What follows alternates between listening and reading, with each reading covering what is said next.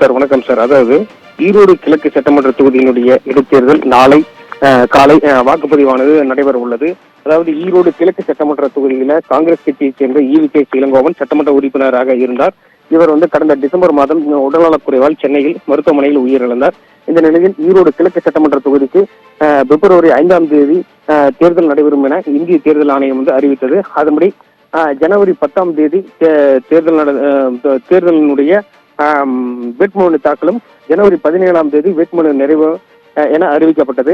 இதனையடுத்து ஈரோடு கிழக்கு சட்டமன்ற தொகுதிக்கு இந்தியா கூட்டணியின் சார்பில் திமுகவை சேர்ந்த வி.சி. சந்திரகுமாரும் நாம் தமிழர் கட்சியைச் சேர்ந்த சீதாலட்சுமி மற்றும் சுயேட்சை வேட்பாளர்கள் மொத்தம் 46 பேர் வேட்பாளர்கள் ஈரோடு கிழக்கு சட்டமன்ற தொகுதியில வேட்பாளராக களத்தில் உள்ளனர். இந்த நிலையில் ஈரோடு கிழக்கு சட்டமன்ற தொகுதியில தேர்தல் பிரச்சாரமானது நடைபெற்று வந்தது. நேற்று மாலை இந்த தேர்தல் பிரச்சாரமானது நேற்று மாலை 6 மணிக்கு நிறைவு பெற்றது.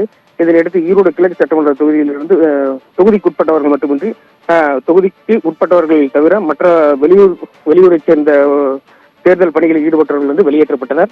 இதனையடுத்து நாளை இந்த வேட்புமனு இந்த ஈரோடு கிழக்கு சட்டமன்ற தொகுதிக்கான வாக்குப்பதிவானது நடைபெற உள்ளது.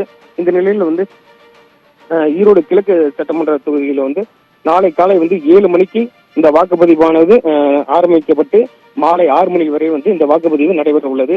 ஈரோடு மாநகராட்சிக்கு உட்பட்ட 60 வார்டுகளில் ஈரோடு கிழக்கு சட்டமன்ற தொகுதியில் அடங்கிய 33 வார்டுகளில் 33 வார்டுகளில் மொத்தம் 53 இடங்களில் 237 வாக்குச்சாவடிகள் அமைக்கப்பட்டுள்ளது.